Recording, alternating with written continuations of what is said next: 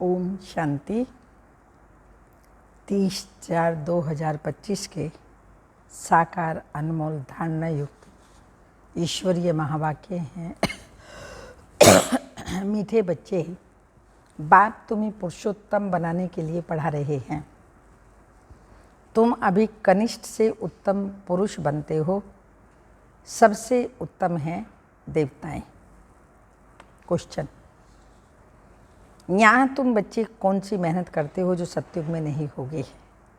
Answer: यहाँ देह सहित देह के सब संबंधों को भूल आत्म अभिमानी हो शरीर छोड़ने में बहुत मेहनत करनी पड़ती है। सत्युग में बिना मेहनत बैठे बैठे शरीर छोड़ देंगे। अभी यही मेहनत व अभ्यास करते हो। हम आत्मा हैं। हमें इस शरीर सहित पुरानी दुनिया, पुराने शरीर को छोड़ना है, नया लेना है। सत्युग में इस अभ्यास की जरूरत नहीं है। गीत के बोल हैं: दूर देश का रहने वाला आया देश पराई। ओम शांति। मीठे मीठे रूहानी बच्चे जानते हैं फिर से, यानी कल्प कल्प के बाद इसको कहा जाता है फिर से दूर देश का रहने वाला आया है देश पराई। ये सिर्फ उस एक के लिए ही गायन है। उनको ही सब याद करते हैं। वह है विचित्र। उनका कोई चित्र नहीं। ब्रह्मा विष्णु शंकर को देवता कहा जाता है। शिव भगवानों वाच्य कहा जाता है। वह रहते हैं परम धाम में। उनको सुख धाम में कभी बुलाते नहीं, दुख धाम में ही बुलाते हैं। वह आते भी संगम युग पर हैं। यह तो बच्चे जानते हैं सत्युग में सारे विश्व पर तुम पुरुषोत्तम रहते हो। मध्यम कनिष्ठ वहाँ नहीं होते। उत्तम ते उत्तम पुरुष यह है लक्ष्मी नारायण। इन्हों को ऐसा बनाने वाला श्री श्री शिव बाबा कहेंगे। श्री श्री उस शिव बाबा को ही कहा जाता है। आजकल तो सन्यासी आदि भी अपने को श्री श्री कह देते हैं। तो बाप ही आकर इस सृष्टि को पुरुषोत्तम बनाते हैं। सत्युग में सारी सृष्टि में उत्तम ते उत्तम पुरुष रहते हैं। उत्तम ते उत्तम और कनिष्ठ से कनिष्ठ का फर्क इस समय तुम समझते हो। कनिष्ठ मनुष्य अपनी नीचाई दिखाते हैं। अभी तुम समझते हो हम क्या थे। अब फिर से हम स्वर्गवासी पुरुषोत्तम बन रहे हैं। यह है ही संगम युग। तुमको खात्री है कि पुरानी दुनिया नई बननी है। पुरानी सो नई, नई सो पुरानी जरूर बनती है। नई को सतयुग, पुरानी को कलयुग कहा जाता है। बाप है ही सच्चा सोना, सच कहने वाला। उनको ट्रुथ कहते हैं। सब कुछ सत्य बताते हैं। यह जो कहते हैं ईश्वर सर्वव्यापी, ये झूठ है। अब बाप कहते हैं झूठ ना सुनो। Hear no evil, see no evil, आदि आदि। राज विद्या की बात अलग है। वह तो है ही अल्पकाल सुख के लिए। दूसरा जन्म लिया फिर नए सिर पढ़ना पड़े। वह है अल्पकाल का सुख। यह है 21 जन्म 21 पीढ़ी के लिए। पीढ़ी बुढ़ापे को कहा जाता है। वहाँ कभी अकाले मृत्यु नहीं होता। यहाँ तो देखो कैसे अकाले मृत्यु होती रहती है। ज्ञान में भी मर जाते हैं। तुम अभी काल पर जीत पहन रहे हो। जानते हो वह है अमर लोक। यह है मृत्यु लोक। वहाँ तो जब बूढ़े होते हैं तो साक्षात्कार होता है। हम यह शरीर छोड़ जाए बच्चा बनेंगे। बुढ़ापा पूरा होगा और शरीर छोड़ देंगे। नया शरीर मिले तो वह अच्छा ही है ना। बैठे बैठे खुशी से शरीर छोड़ देते हैं। यहाँ तो उस अवस्था में रहते शरीर छोड़ने के लिए मेहनत लगती है। यहाँ की मेहनत वहाँ फिर कॉमन हो जाती है। यहाँ देह सहित जो भी कुछ है सबको भूल जाना है। अपने को आत्मा समझना है। इस पुरानी दुनिया को छोड़ना है, नया शरीर लेना है। आत्मा सतु प्रधान थी तो सुंदर शरीर मिला। फिर कामचिता पर बैठने से काले तमो प्रधान हो गए तो शरीर भी सांवरा मिलता है। सुंदर से श्याम बन गए। कृष्ण का नाम तो कृष्ण ही है, फिर उनको श्याम सुंदर क्यों कहते हैं? चित्रों में भी कृष्ण का चित्र सांवरा बना देते हैं, परंतु अर्थ नहीं समझते। अभी तुम समझते हो सतो प्रधान थे तो सुंदर थे, अभी तमो प्रधान श्याम बने हैं। सतो प्रधान को पुरुषोत्तम कहेंगे, तमो प्रधान को कनिष्ठ कहेंगे। बाप तो एवर प्योर है, वह आते ही हैं हसीन बनाने, मुसाफिर है ना, कल्प कल्प आते हैं। नहीं तो पुरानी दुनिया का नया कौन बनाएगा? जो हम पुराने बन गए, पतित बन गए, नया कौन बनाए? शिव बाबा बनाएगा, क्योंकि शिव बाबा सदा ही एवर प्योर है। यह तो पतित छीछी दुनिया है। इन बातों को दुनिया में कोई नहीं जानते। अब तुम जानते हो, बाप हमको पुरुषोत्तम बनाने के लिए पढ़ा रहे हैं, फिर से देवता बनने के लिए हम सो ब्राह्मण बने हैं। तुम ही संगम युगी ब्राह्मण। दुनिया यह नहीं जानती कि अब संगम युग है। शास्त्रों में लाखों वर्ष कल्प की आयु लिख दी है, तो समझते हैं कलयुग तो अभी बच्चा है। अभी तुम दिल से समझते हो हम यहाँ आए हैं उत्तम ते उत्तम, कलयुगी पति से सतयुगी पावन, मनुष्य से देवता बनने के लिए। ग्रंथ में भी महिमा है मोत पलिते कपड़ धोए, परंतु ग्रंथ पढ़ने वाले भी अर्थ नहीं समझते। इस समय तो बाप आकर सारी दुनिया के मनुष्य मात्र को साफ करते हैं। तुम उस बाप के सामने बैठे हो। बाप ही बच्चों को समझाते हैं। ये रचता और रचना की नॉलेज और कोई जानते ही नहीं। बाप ही ज्ञान का सागर है। वह सत्य है, चैतन्य है, अमर है, पुनर्जन्म रहित है, शांति का सागर, सुख का सागर, पवित्रता का सागर। उनको ही बुलाते हैं कि आकर यह वर्षा दो तुमको। अभी बाप 21 जन्मों के लिए वर्षा दे रहे हैं। यह है अविनाशी पढ़ाई, पढ़ाने वाला भी अविनाशी बाप। आधा कल्प तुम राज्य पाते हो, फिर रावण राज्य होता है। आधा कल्प है राम राज्य, आधा कल्प है रावण राज्य। प्राणों से प्यारा एक बाप ही है, क्योंकि वही तुम बच्चों को सब दुखों से छुड़ाए अपार सुखों में ले आते हैं। तुम निश्चय से कहते हो वो हमारा प्राणों से प्यारा पारलौकिक बाप है। शिव बाबा प्राणों से प्यारा पारलौकिक बाप है। प्राण आत्मा को कहा जाता है। सब मनुष्य मात्र उनको याद करते हैं, क्योंकि आधा कल्प के लिए दुख से उड़ाए शांति सुख देने वाला बाप ही है, तो प्राणों से प्यारा हुआ ना। तुम जानते हो सतयुग में हम सदा सुखी रहते हैं, बाकी सब शांति धाम में चले जाएंगे। फिर रावण राज्य में दुख शुरू होता है। दुख और सुख का खेल है। मनुष्य समझते हैं यहाँ ही अभी अभी सुख है, अभी अभी दुख है, परंतु नहीं। तुम जानते हो स्वर्ग अलग है, नरक अलग है। स्वर्ग की स्थापना बाप राम करते हैं, नरक की स्थापना रावण करते हैं, जिसको वर्ष वर्ष जलाते हैं। परंतु क्यों जलाते हैं, क्या चीज़ है, कुछ भी जानते नहीं। कितना खर्चा करते हैं, कितनी कहानियाँ बैठ सुनाते हैं। राम की सीता भगवती को रावण ले गया। मनुष्य भी समझते हैं ऐसा हुआ होगा। अभी तुम सबके ऑक्यूपेशन को जानते हो, ये तुम्हारी बुद्धि में नॉलेज है।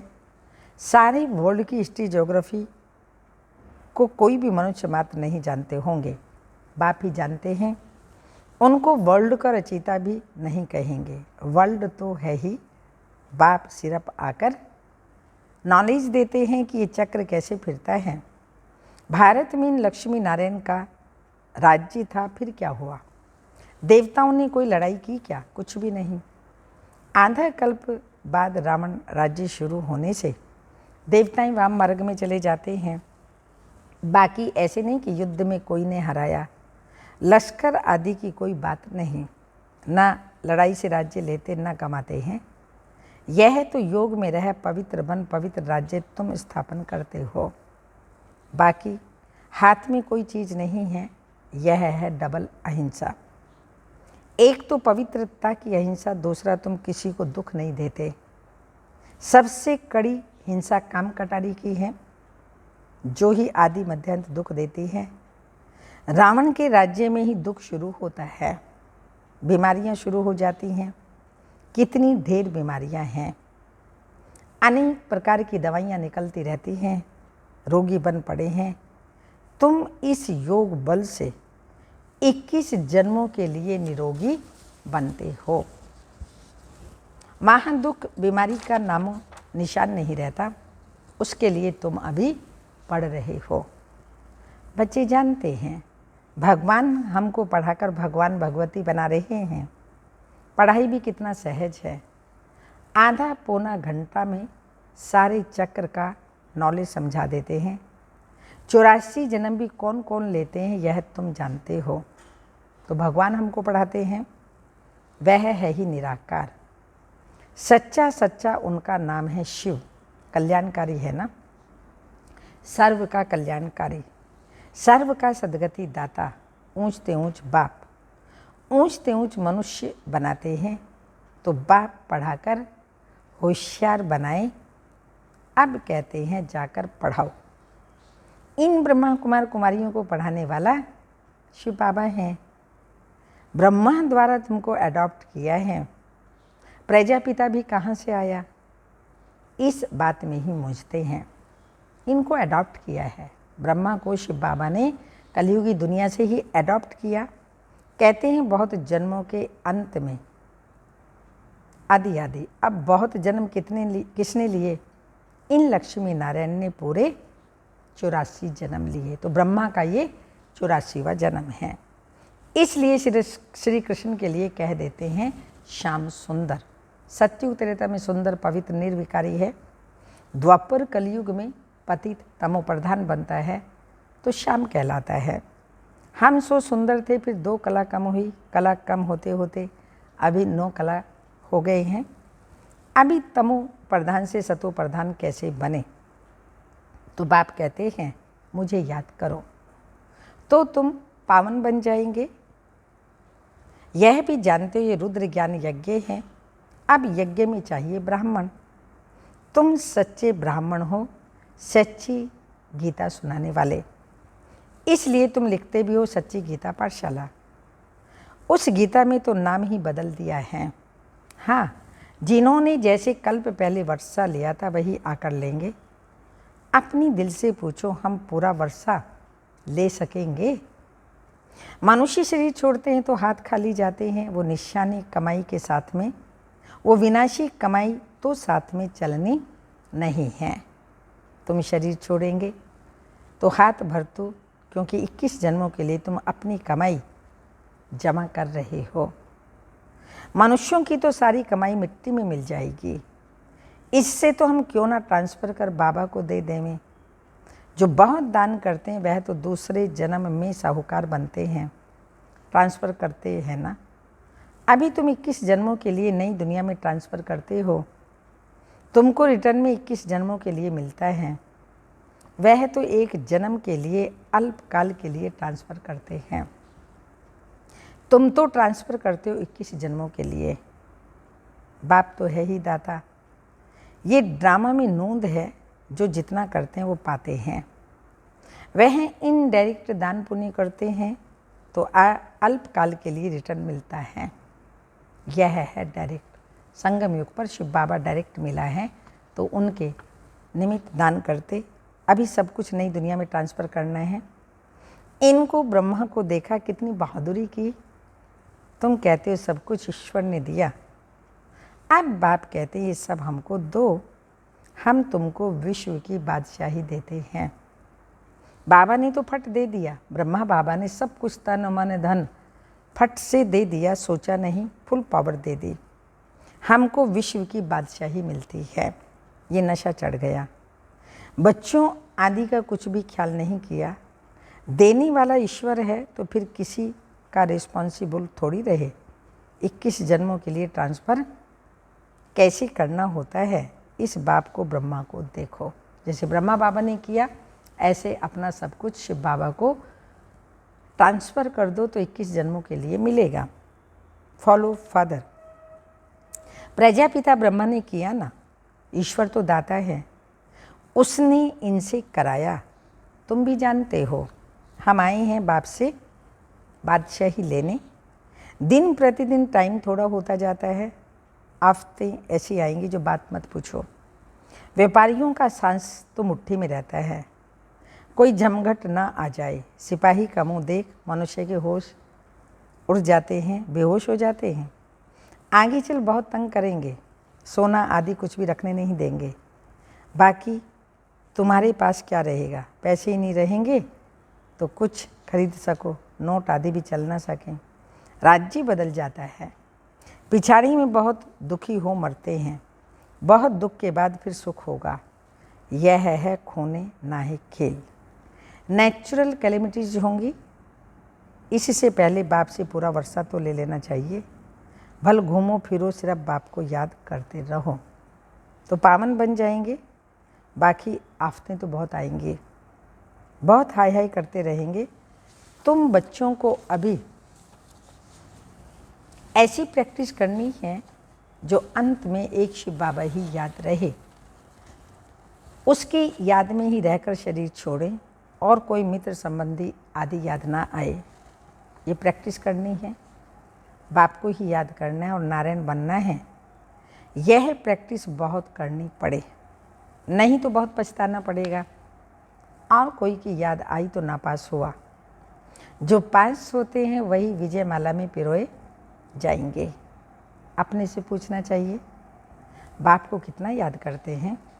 कुछ भी हाथ में होगा तो वह अंत काल याद आएगा, हाथ में नहीं होगा तो याद भी नहीं आएगा। तो बाप कहते हैं हमारे पास तो कुछ है ही नहीं, ये हमारी चीज़ नहीं है।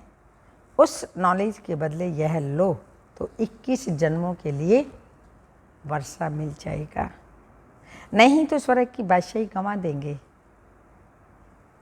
तुम यहाँ आते ही हो बाप से वर्षा लेने, पावन तो जरूर बनना पड़े, नहीं तो सजा खाकर हिसाब किताब चुकतो कर चले जाएंगे। पद कुछ भी नहीं मिलेगा। श्रीमत पर चलेंगे तो कृष्ण को गोद में लेंगे। कहते हैं ना, कृष्ण जैसा पति मिले व बच्चा मिले। कोई तो अच्छी रीति समझते हैं, कोई तो फिर उल्टा सुल्टा बोल देते हैं। अच्छा, मीठे मीठे सिक्की लदे बच्चों प्रति माता पिता बाप दादा का याद प्यार, गुड मॉर्निंग, डायमंड मॉर्निंग। रूहानी बाप की रूहानी बच्चों को नमस्ते। हम रूहानी बच्चों की रूहानी माता पिता बाप दादा को याद प्यार, गुड मॉर्निंग, डायमंड मॉर्निंग, ओम नमस्ते। धारणा के लिए मुख्य सार हैं। जैसे ब्रह्मा बाबा ने अपना सब कुछ ट्रांसफ़र कर फुल पावर बाप को दे दी, जो बाबा को करना है जैसे करना है करे, तो सारी पावर्स ब्रह्मा बाबा ने बाप को दे दी, सोचा नहीं। ऐसे फॉलो फादर कर 21 जन्मों की प्रारब्ध जमा करनी है। सेकंड पॉइंट, प्रैक्टिस करनी है अंत काल में एक बाप के सिवाय और कोई भी चीज़ याद ना आए। हमारा कुछ नहीं, सब बाबा का है, अलफ और बे। इसी स्मृति से पास हो विजय माला में आना है। वरदान, मनसा पर फुल अटेंशन देने वाले चढ़ती कला के अनुभवी विश्व परिवर्तक भव। स्पष्टीकरण, अब लास्ट समय में मनसा द्वारा ही विश्व परिवर्तन के निमित्त बनना है, इसलिए अब मनसा का एक संकल्प भी व्यर्थ हुआ तो बहुत कुछ गंवाया। एक संकल्प को भी साधारण बात ना समझो। वर्तमान समय संकल्प की हलचल भी बड़ी हलचल गिनी जाती है, क्योंकि अब समय बदल गया, पुरुषार्थ की गति भी बदल गई, तो संकल्प में ही फुल स्टॉप चाहिए। जब मनसा पर इतना अटेंशन हो तब चढ़ती कला द्वारा विश्व परिवर्तक बन सकेंगे। स्लोगन, कर्म में योग का अनुभव होना अर्थात कर्म योगी बनना। कर्म में योग का अनुभव होना अर्थात अनुभवी कर्म योगी बनना। अव्यक्त इशारे, कंबाइंड रूप की स्मृति में सदा विजयी बनो। आप और बाप इस कंबाइंड रूप का अनुभव करते सदा शुभ भावना, श्रेष्ठ कामना, श्रेष्ठ वाणी, श्रेष्ठ दृष्टि, श्रेष्ठ कर्म द्वारा विश्व कल्याणकारी स्वरूप का अनुभव करो, तो सेकंड में सर्व समस्याओं का समाधान कर सकेंगे। सदा एक स्लोगन याद रखना, ना समस्या बनेंगे ना समस्या को देख डगमग होंगे, ना समस्या बनेंगे ना समस्या को देख डगमग होंगे। स्वयं भी समाधान स्वरूप रहेंगे, दूसरों को भी समाधान देंगे। ये स्मृति सफलता स्वरूप बना देगी। ओम शांति।